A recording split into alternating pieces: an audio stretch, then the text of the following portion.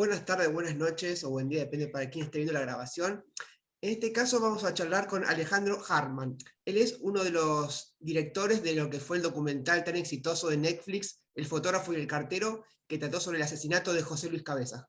¿Cómo estás, Ale? Buenas tardes, buenas noches. ¿Cómo estás? ¿Qué tal? Bueno, te agradezco por tu tiempo. Sé que estás fuera del país, estás en Estados Unidos, me parece, Sí, para un proyecto, algo de plataforma que no se puede contar, digamos, ¿no? Estás trabajando, exactamente. Estoy acá en estás Los Ángeles trabajando. filmando, sí, por suerte. Está Muy muy bien. bien. ¿Se puede saber si es un documental o algo nada más eso? Es un documental. La verdad es que hace rato estoy como dedicado al documental, así que en algún momento volveré a la ficción, no lo sé, pero ahora estoy muy abocado al documental. Buenísimo. Vi que estuviste dando un par de notas y bueno, y pude engancharte por el tema del viaje y el descanso con tu familia que va a ser dentro de unos días se complica. Pero primero te voy a preguntar en realidad cómo llegó a tus manos o si lo propusiste vos el tema del fotógrafo y el cartero y cómo encaraste semejante proyecto.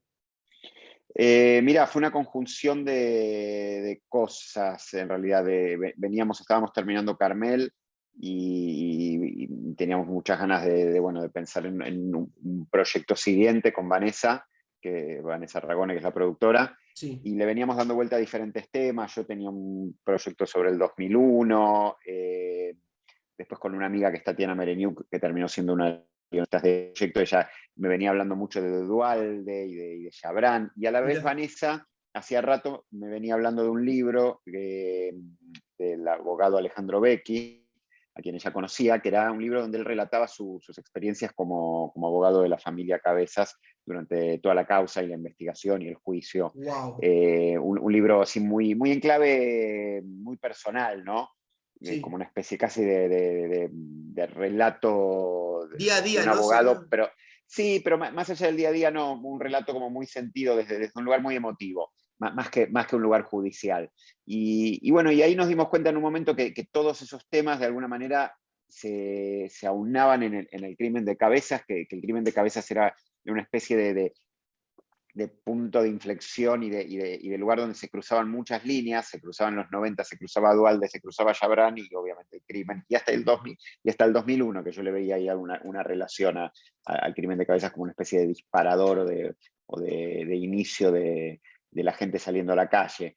Entonces nos pareció que esa era la historia que había que contar. Se iban a cumplir 25 años del crimen. Nos dimos cuenta en la productora que mucha gente joven que trabaja en la productora no sabía nada del caso, o solamente había oído hablar de Chabran, si estaba vivo o muerto, o conocían la imagen de Cabezas, pero no mucho más que eso. Entonces nos pareció que era un buen momento para tratar ese tema.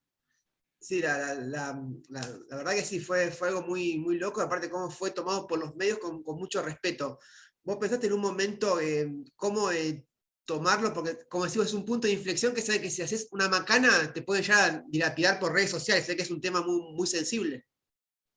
Sí, obviamente, desde el momento en que nos dijimos, bueno, este es el tema, fue bueno, uff, qué tema. Es un tema muy complejo.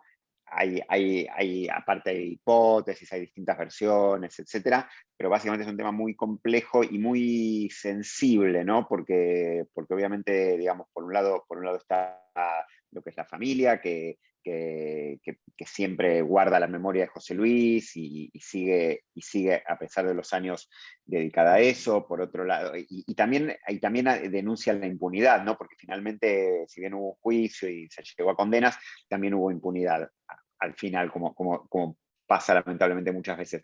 Pero por otro lado está la familia de Chabran, que sabemos bueno, que tiene muy poca presencia pública, pero sabemos que está ahí. Los políticos, y que además el colectivo periodístico en general siente a este tema como muy propio, sigue siendo una bandera y sigue siendo algo digamos, yo dije, la gente joven no lo conoce o no lo conocía tanto, pero sí obviamente la gente joven que estudia periodismo, por ejemplo, quienes, Sí, quienes, quienes se dedican al periodismo en general. Es una historia que sigue siendo transmitida por la gente más grande a los más chicos, y entonces sabíamos que, bueno, que nos metíamos en un tema donde íbamos a tener muchas miradas. Si hacemos lo que hiciésemos, íbamos a tener miradas. Entonces, básicamente, a ver, el camino cuando uno se mete en algo así es hacerlo con mucho respeto, con mucho cuidado, con mucha seriedad, tratando de informarse, de investigar, de hablar con gente, de buscar fuentes, de entender qué es lo que pasó. y también decidiendo tomar una línea, ¿no? Porque este tipo de casos tienen como muchas versiones y abren puertas a otras cosas. Entonces, bueno, nosotros decidimos enmarcarnos de una forma, seguimos un poco la línea de la justicia, porque también nos parecía, digamos, esto yo estoy convencido que es, digamos, es un caso donde hubo una sentencia, donde se llevó a un juicio, y eso es algo importante que hay que recalcar. Entonces, había algo, como yo lo llamo la verdad judicial, había una verdad judicial, cosa que, por ejemplo, en Carmel, en No, el caso de María Marta, no sí, lo hay todavía, dudas. sigue irresuelto. Entonces, eso nos permitía estar como en el medio y fluctuando y tener otro tipo de posturas. Pero en este caso nosotros defendimos un poco la mirada judicial porque nos parece, más allá de que quizás hay cosas que a uno todavía te quedan dudas o cosas que no quedaron del todo aclaradas, está bueno en un contexto como el de la Argentina, donde a veces es tan difícil llegar a la justicia. Yo creo que está bueno defender un poco el accionar de la justicia cuando sucede, porque es un buen ejemplo. Está bien que haya justicia y que la justicia se meta y que la justicia llegue relativamente rápido a las resoluciones de las causas. Porque en definitiva esa es la verdad a la que podemos acceder como sociedad, más allá de lo que cada uno independientemente piensa. Entonces decidimos tomar el camino de contar la historia desde el punto de vista un poco de la justicia. Excelente, Ale, igual te quiero felicitar públicamente, lo que fue una trompada el documental. Yo sabía que se iba a estrenar por Netflix, sabía yo que estaba dando vueltas, tenía justo ese día franco, ¿no? En el laburo, y pongo, viste, los 5 minutos primeros, ¿no? Y tuviste vos o quien decidió el guión, fue un gancho muy importante. Los primeros segundos, minutos escuchaba hablar a Dualde, ¿no? Y ahí me quedé, dije, no, acá, dijo, consideren el testimonio de Dualde, que es una persona que, viste, que está medio, entre comillas, retirado de la vida política. Ustedes lo trajeron en la vida y me trajeron, como decís vos, los 90, yo dije ahí, abracé eso y dije, bueno, vamos para adelante y pasa muy bien el documental. Bueno, porque otro de los, a ver, digamos, el segundo sentido, o sea, por un lado, el sentido de este documental era, obviamente, contar esta historia, recordar a José Luis Cabezas y su horrendo crimen y todo lo que significó, denunciar la impunidad, que a pesar de que hubo un juicio y de que hubo una condena, después hubo un 2 por 1 Sí, y apelación, y la Cámara de Apelaciones, y digamos, decir todo eso en relación a José Luis, pero además a mí me parecía muy interesante poder retratar una época, poder sí. retratar los 90, un momento que para mí fue muy importante, como digo, desde el nivel personal, a nivel personal, yo me estaba formando, empezaba a hacer mis primeros pasos en el audiovisual, y fue una época para mí muy fuerte, muy importante, donde pasaron muchas cosas, y que es una especie de época maldita, pero donde hay algunas pistas de cómo es la Argentina de hoy. Algo de cómo es la Argentina hoy tiene que ver con esos 90 y nació en esos 90. Entonces a mí me parece muy interesante hacer un retrato de época, de alguna manera contar dos cosas a la vez, el crimen de Cabezas y los 90. Ese fue un poco el objetivo. Y en relación a eso, Duhalde era un personaje fundamental. En cuanto empezamos a investigar y nos dimos cuenta que Duhalde tenía un involucramiento a nivel personal muy fuerte desde el momento en el que pasa ese día y es uno de los primeros en ver el auto todavía prendido fuego. Pasó en su provincia, es una locura, siendo gobernador. Bueno, Es eso ni hablar, fuerte, pero en la provincia de Buenos Aires pueden pasar muchas cosas porque es una provincia muy grande, pero obvio, pero que el día ese pase el gobernador sí. y vea el crimen y lo vea y después se lo tome a nivel tan personal que termine él de alguna manera resolviendo el crimen como una especie de investigador privado, lo cual Sí, es una historia loca, todo eso del asado, todo eso es bastante loco. es para un crossover, eh, es para un spin-off eso. es como increíble. Entonces, eso nos pareció que tenía que estar. Y de hecho, en los primeros guiones, antes de salir a filmar y todo, nosotros empezábamos con la idea de Dualde, con este comienzo con Dualde. Después, eso en algún momento en el montaje, cuando empezamos a armarla, no la empezamos a armar así. Mirá. Pero a mí me quedaba en la cabeza, decía, no, tenemos que hacerlo como en el guión, tenemos que hacerlo como en el guión. Porque bueno, los documentales, digamos, no tienen un guión de hierro, no es que No, sí, digamos, obvio. vos tenés un guión, filmás y después te pones a editar un poco sobre lo que hay, no sobre el guión. No es que agarras el guión y lo, No, lo, no, lo obvio. armás como una ficción. Pero yo tenía la idea, hay que volver al guión, hay que volver, tiene que arrancar con Dualde. Y lo probamos en un momento y es esto. Así que bueno, Creo gracias que, a no, por favor, Eduardo. creo que fue para todos, también yo, porque soy periodista y soy como muy detallista, un producto me gusta, que tenga guión, coherencia, buena fotografía. El tiempo no es drama, si duraba 2 horas yo me quedaba, pero la verdad que estaba todo muy interesante. La velocidad narrativa estaba perfecta. Yo en ningún momento digo, me aburre el documental, ¿no? Porque, Qué como bueno. decís vos, contextualizaste todo y yo tengo 39, mi adolescencia fue en los 90, yo de cabeza lo sentí nombrar, pero bueno, supe, viste, como uno sabe lo que pasó con Lapa, con la bomba de la AMIA, lo de Israel, lo de Carlitos Menem Jr., son cosas que sos chico, pero sos consciente que es algo grueso que está pasando, no son cosas tonterías. De todos los días. Claro, exactamente, así. Yo ahí dije, bueno, me quedo y lo vi, la verdad que estoy muy contento.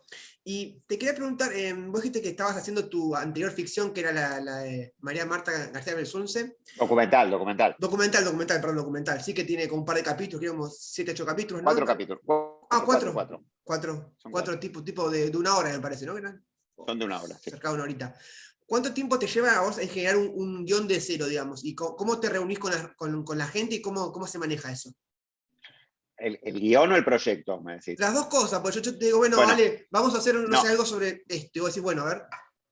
No, a ver, yo en general trabajo con guionistas, no suelo trabajar solo esa parte porque si bien me gusta escribir, son historias súper complejas que requieren también mucha investigación periodística y está bueno trabajar en equipo eso. Entonces, tanto en Carmel como en El Fotógrafo trabajamos con equipos de guión y de investigación, que en general es como el equipo, el núcleo principal, que lo ideal es que se mantenga durante toda la película o la serie, porque después en el montaje vuelve a ser necesario re-guionar de alguna manera porque vos tenés ahora el material real. El proyecto, a ver, el guión depende, digamos, en general los proyectos nacen mucho antes de que nacen como una charla simplemente. Entonces, pero en realidad ya está ahí la génesis y ya tenés como la sinopsis y ya tenés como una idea básica de por dónde vas a ir. Entonces eso puede tardar desde años hasta simplemente unos pocos meses porque te dicen che, hay que hacer algo no sé, para dentro de 3 meses hay que empezar a filmar tal historia y te Sí, pones, y lo haces en muy poco tiempo, pero proyectos como Carmel nació muchísimos años antes, muchísimos años antes. Entonces, obviamente es de baja intensidad, es cada tanto una charla, pero una vez que te pones a trabajar, y en general no menos de 3 meses de guión puro. de investigación, guión. Ideal sería tener más, pero digamos, no menos de ese tiempo para entrar en una preproducción donde en el documental lo que pasa, a ver, el documental es muy particular en ese sentido. Las etapas, digamos, en el cine de ficción vos tenés las etapas como muy pautadas. Hay tanto tiempo de escritura de guión, tanto Desarrollo, sí, tiempo de sí, sí. preproducción, hay tanto tiempo de rodaje y hay tanto tiempo de montaje. En el documental lo que te termina pasando es que las etapas se solapan, se enciman unas con las otras. Entonces, por ahí estás todavía investigando, pero sabés que tal personaje está en el país por ahora. Entonces, vamos a filmarlo ahora, y por ahí todavía no tenés ni pensada la estética del documental, y vas a ir a hacer una entrevista. Y eso a veces te pasa.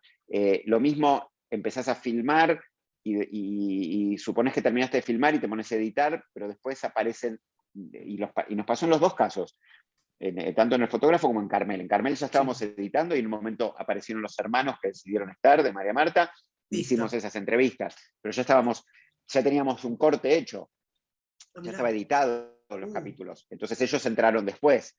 Entonces esas cosas pasan, pero digamos que el proceso de una serie o de una película como estas de Netflix no baja de los 8 meses totales, eso como mínimo, y puede filmación, llevar más de un año. también con la No, en filmación. total, con Total, todo, sí, hablamos sí, casi hasta ser terminado. un año entero de proyecto, desde hola hasta tomar el tipo el Sí, sí, máster, sí, el que va a hacer. Carmel yo creo que tardó, a ver, Carmel tardó un año, no, un poco más, porque salió en noviembre, empezó más o menos en abril del 19 y salió en noviembre del 20, finalmente hasta que estuvo estrenado, digamos. Lo Casi, entregamos 3 meses antes, así sí, que un año y medio te diría. Carmel fue un año y medio, sí. más o menos, y el fotógrafo habrá sido 9 meses, 10 meses. Una cosa así. Todo incluido, desde Lola hasta que se entrega a Netflix digamos, Sí. el original. Y vos recién me nombraste que una parte del fotógrafo entró última. ¿Esa parte te Pero acordás perdón, cuál pero era? una película documental independiente puede tardar mucho más porque no tenés plata, no tenés los recursos, no tenés la financiación. Digamos, en este caso es porque todo funciona muy ordenadamente porque tenés los recursos, ¿no? Porque estás en una pantalla de esas características. Eso. Sí. Bueno, perdón, ¿qué me decías? Perdón. Te iba a decir si te acordás cuál es esa parte que entró último momento del fotógrafo que decís, esta la metemos y ya entregamos, si no, ya estamos, nos prendemos No, fuego. no, no es tan así, pero no fue tan así, pero las entrevistas hicimos como un bloque grande al comienzo y después tuvimos que hacer algunas más porque había gente que no podía, estábamos aparte en plena pandemia, entonces entraron, hay algunas entrevistas, la de Zunino, la de González, la del el policía, y no me acuerdo cuál más, alguna entrevista, la de Andreani, esas entrevistas las hicimos luego y ya estábamos empezando a editar, pero no fue mucho después. Sí, a veces estás editando y decís, por ejemplo, de eso sí me acuerdo, era, che, no tenemos cómo contar no sé, la casona de, hay una visita que hace González, la gente de noticias allá habrán, ¿no? Era, ¿qué hacemos? Ah, es verdad esa parte, Filmemos sí. algo. Sí, sí, esa Filmemos parte que algo. enfocan Entonces afuera. salimos al jardín y filmamos unas flores y unas plantas y así como la casa de Chabrán. Claro. Y eso ya fue totalmente en el medio del montaje. O nos faltaban unos planos de la revista. ¿No? Teníamos como facsímiles de la revista, pero yo quería tener las revistas filmadas. Bien. Quería tenerlas filmadas. Y eso lo hicimos ahí en la productora, pero meses después, cuando ya estábamos editando. Pero son cosas como así como muy, muy cortitas. En una ficción también te puede pasar, pero es poco habitual, porque en una ficción deberías volver a armar toda una escenografía o llamar a los actores, etc. Esa ¿Viste? es Pero la ventaja de trabajar en un docuserie real como pasó con lo de José Luis, es que al ser real vos podés tener archivo real de cualquier fuente y eso enriquece mucho tu material periodístico, digamos. sí, pero es muy difícil, es probablemente una de las partes más complejas, digamos. Lo más complejo es conseguir a quienes van a dar las entrevistas y conseguir los archivos. Es difícil conseguir archivos en Argentina, están mal organizados, obviamente hay gente que se dedica a eso, nosotros tuvimos una productora de archivo genial que fue Alejandra Sarmiento, pero es un trabajo muy engorroso, lleva muchísimos meses, se empieza muy desde el comienzo, te diría bien desde el comienzo, lo primero que empezás a hacer es saber qué hay de archivo y cómo se lo consigue, porque bueno, yo no puedo poner cualquier cosa sacada de No. YouTube, tenemos que tener los derechos, tenemos que tener, digamos, las cosas tienen que estar como legalmente muy, muy cuidadas. Entonces es un gran, gran trabajo, pero por supuesto que alimenta todo muchísimo y le da contexto, ayuda mucho, digamos, esta idea de contar los noventas, de contextualizar, bueno, no hubiese podido hacerse de la misma manera sin todo ese archivo. Obvio que sí. Lo que sí, Ale, a mí como periodista me hubiera gustado ver más voces de periodistas, pero más contemporáneos a mí. Esa parte, ¿por qué no hubo más periodistas No, como en la tele? no, es una decisión ¿Tuya? narrativa esa. A mí me gusta mucho contar las historias con gente que haya sido protagonista, Ah, ok. con gente que lo haya. De hecho tenemos básicamente, si no me equivoco, tenemos solamente dos voces que no, de personas que no fueron protagonistas, pero sí fueron contemporáneas al caso, que son Cora Gamarnik, que es una experta en fotografía, que es hace análisis fotográfico, pero es una persona muy cercana a Argra, a la Asociación de Reporteros Gráficos, Sí. y está Raúl Aragón, que es un analista político, pero que lo conoce mucho a Dualde, conoce todo el peronismo muy, muy de cerca, y es una persona así muy de los 90 también. Pero en general, a mí es una decisión sumamente personal esa. Obvio. En varios de mis documentales a mí me gusta que quienes opinan o quienes vienen a ayudarnos a construir la historia estén metidos, la conozcan. Por ejemplo, en Carmel mis dos voces principales para ayudarme a contar la historia, mis dos voces periodísticas son Pablo Dugan y Sí. Rolando Barbano. ¿Y por qué ellos? Porque ellos fueron dos de los periodistas más involucrados en el caso desde el primer momento. Los dos fueron al juicio, los dos estuvieron presentes en el juicio contra Carrascosa, todos los días iban los dos. Y de hecho los ves en los archivos súper jóvenes, porque había sido hace 20 y pico de años, pero ahí están. Entonces, a mí me gusta mucho que la gente tenga un involucramiento personal, viste, que en algún sentido esto que están contando y ayudándonos a narrar les toque a nivel personal. Entonces, de hecho, fíjate, digo, lo que sucede con Dualde, cuando Dualde te lo cuenta, es en primera persona. Es Y eso fuerte. te lo podría haber contado un periodista, porque un periodista podría haber venido a decirte, Dualde pasó esa mañana, pero Sí. no es lo mismo. Cuando te lo cuenta la persona es distinto. Y lo mismo pasa con los de noticias. Esos periodistas nos ayudan a contar Chabrán y todo eso, pero ellos se comieron la angustia de que les maten al compañero. Ellos lo conocieron a José Luis. Ellos estuvieron de viaje 1000 veces con José Luis y le pedían que saque fotos y todo eso. Entonces yo creo que eso genera otra cosa. Creo que visto desde hoy, hubiese sido interesante también y nos hubiesen podido dar un montón de información, pero es otro tipo de información, es distinto. Entonces es una cuestión como emotiva, no sé cómo decirte. Obvio, obvio, sí, como ha sido todo Pero muy entiendo, ¿me entendés? O sea, no, no, de la parte entiendo el periodística pedido. me hubiera gustado ver algunos de actualidad diciendo, porque en realidad como que cualquiera puede ser cabeza yo o un compañero Por supuesto, cumpliendo una tarea y te hace una barbaridad así, te terminan matando por cumplir tu trabajo y eso es muy duro. totalmente, totalmente. Yo, Pero bueno, eso lo dejamos, a ver, lo dejamos para la gente. Justamente quien vea la peli, bueno, podrá pensar eso, ¿no? Darse cuenta de la importancia, digamos, nosotros lo mostramos desde el pasado un poco. Y desde el sí, pasado me parece que es como un pasado que ilumina el presente y que nos permite pensar cosas y reflexionar. Esa es la invitación que nosotros hacemos. obvio que sí. Yo esperaba el testimonio de Facundo Pastor, la verdad que te contó que está junto al cuerpo, esa parte, ¿qué pasó? Hablé con él y después, nada, finalmente decimos nada, no dio la agenda para convocarlo, pero sí tuvimos a Manuel, en realidad también tomamos una decisión que fue convocar a Manuel Lazo, porque Manuel Lazo, que es el periodista de Entre Ríos que habla de Sí, Chabrán, él fue el que los metió a Facundo Pastor y a Hernán mirá, Brienza. eso yo no lo Porque sabía, ¿ves? claro, porque él es el local. Él fue esa mañana cuando se enteró que Chabrán estaría en la zona y es En el la, primero que transmitió, que en dio la la chacra, noticia del digamos, ¿no? suicidio. Claro, él dio la noticia del suicidio, ¿no?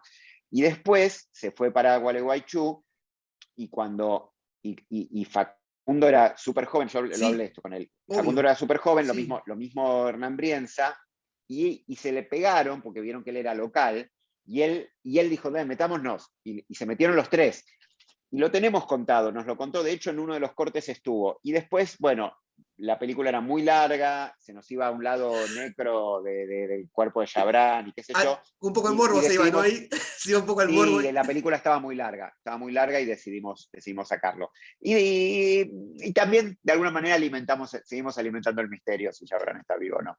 Pero yo sé porque lo hablé tanto con Manuel como con Facundo, yo sé Que que estaría ellos vieron el muerto. cuerpo de Chabrán y Chabrán no está vivo. Lo que pasa es que lo que habrá sentido capaz, Alfredo, es tanta.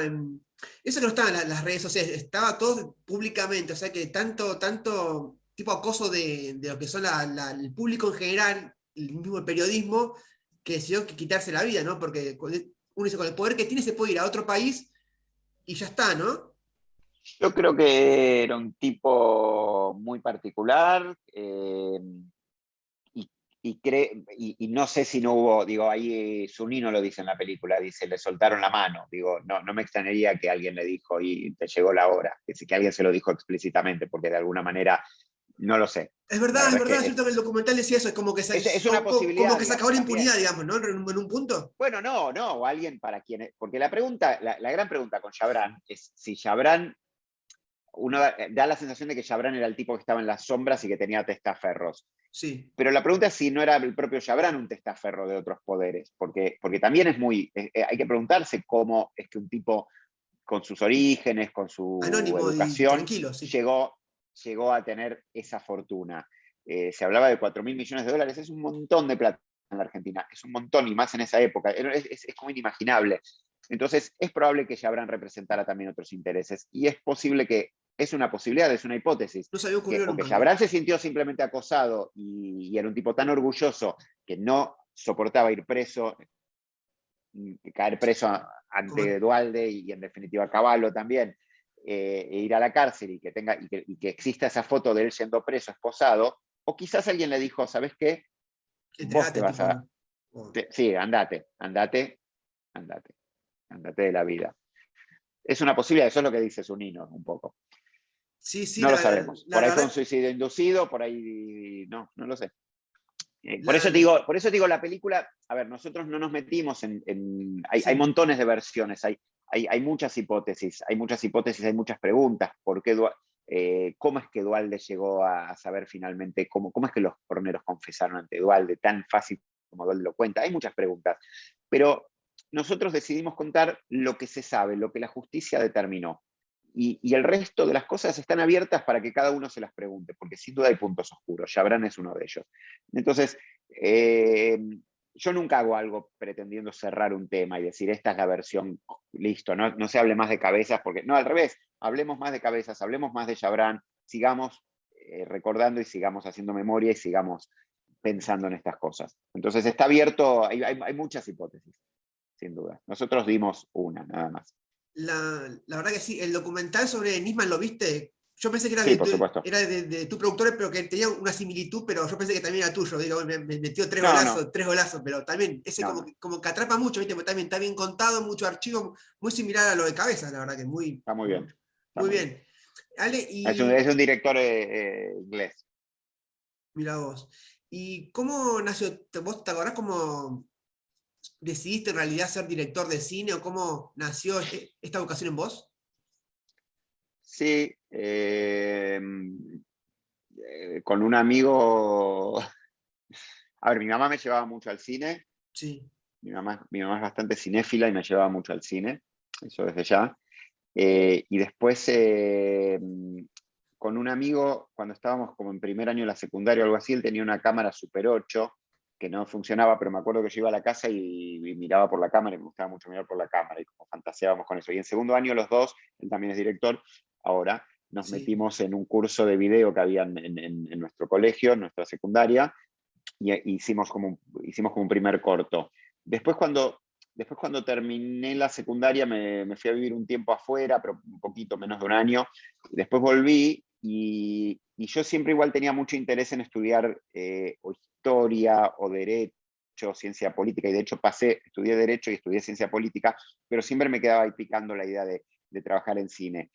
Y en un momento este mismo amigo había entrado, él sí tenía claro que quería hacer cine, entonces se metió directo a estudiar cine, y él lo llamaron como asistente en una película que se llamaba Fuego Gris, Sí. y, y no sé cómo él me contactó con alguien de ahí de la producción y yo entré a trabajar de asistente de dirección, o de asistente, ni siquiera de dirección, asistente así, hacelo todo, de un director que hoy es muy conocido, se llama Andrés Fogui, que es el director top de publicidad de argentino, ya hace muchísimos años.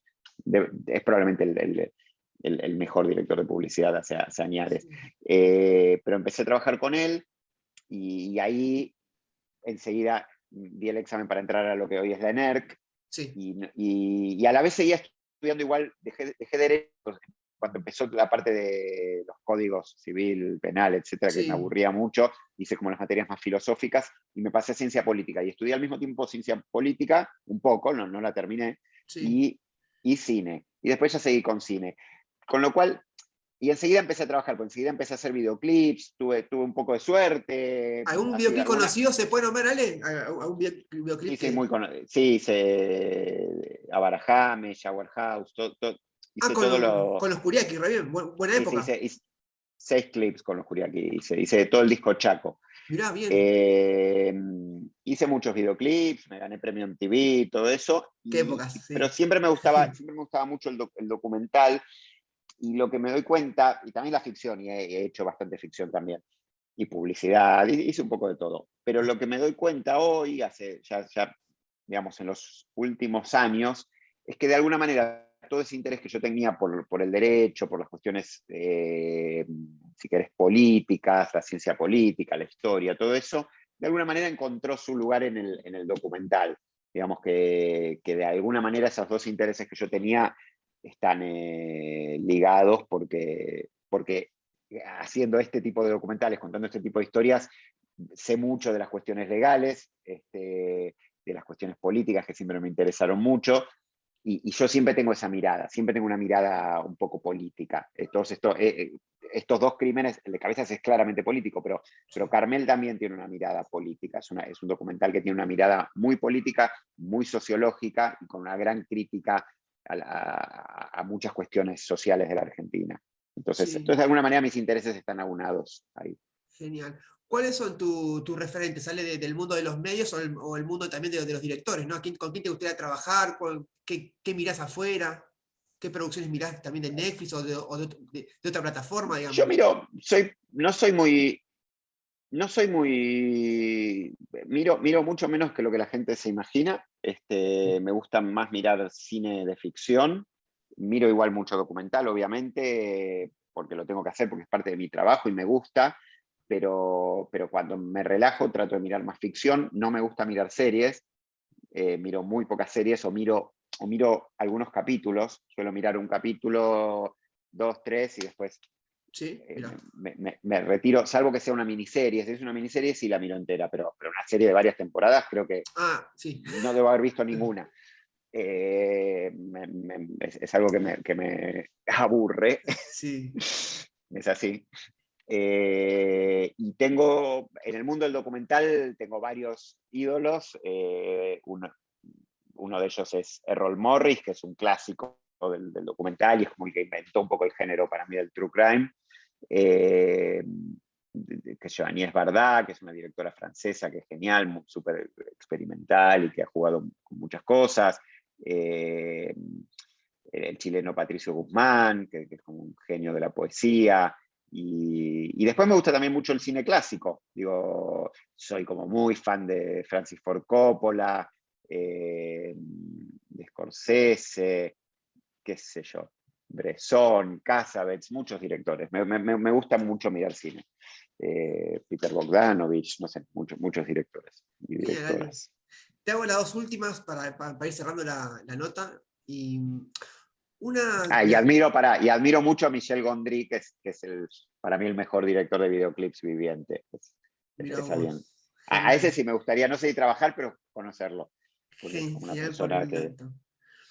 Vamos a un poco más tu parte espiritual, ¿no? ¿Vos crees en Dios, en las energías? ¿Cómo te manejas con la parte esa, Ale?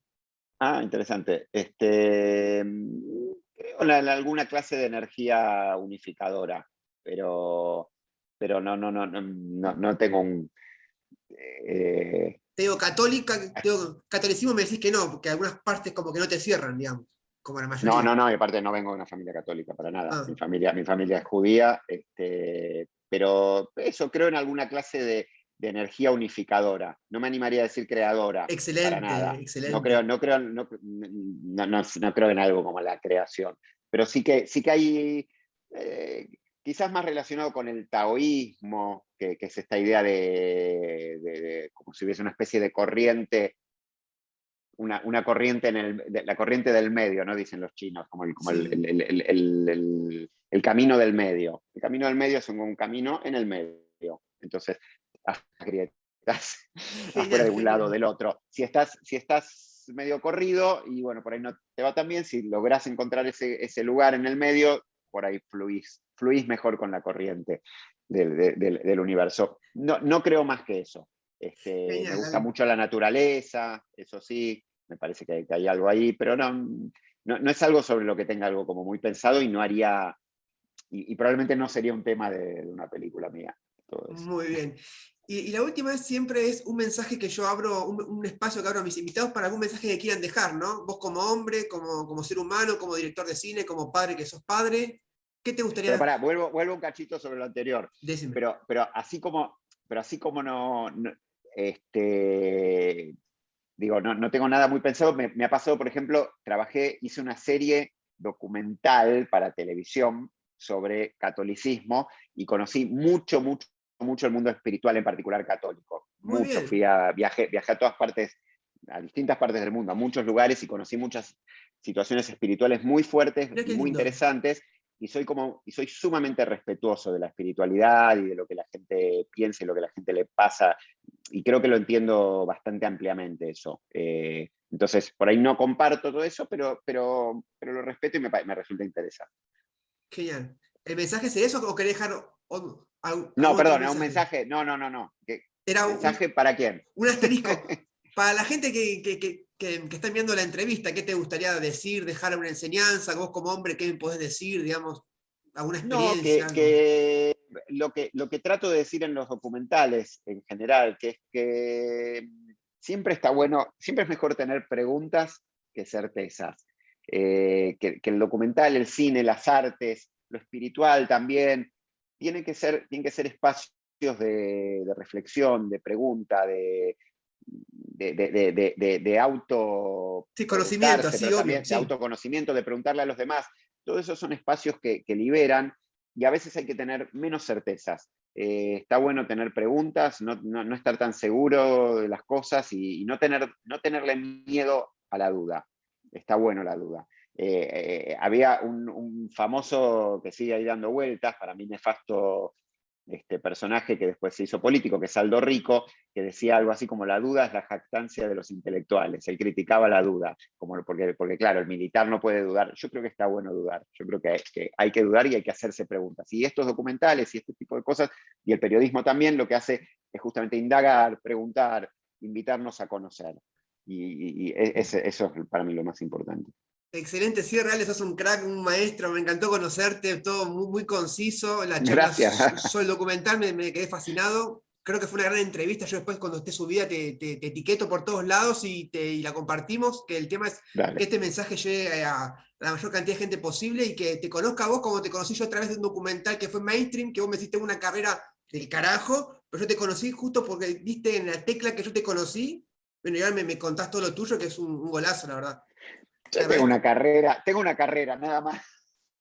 pero Voy bueno. haciendo lo que puedo. Sí, pero voy haciendo lo que puedo. Y aparte, a ver, viste, la vida es así. Hoy estoy disfrutando unas cosas que están buenas y laburando un montón. Y mañana, este trabajo aparte es muy así, viste, es un trabajo muy freelance. Y para mí es un trabajo, por sobre todas las cosas es un trabajo. Yo me lo tomo muy como un trabajo. Entonces, Dale, dale. Excelente, te por agradezco tu eso. tiempo y estamos en contacto. Dale, Gracias a cuídate vos. mucho. Dale. Chao, Abrazo. suerte.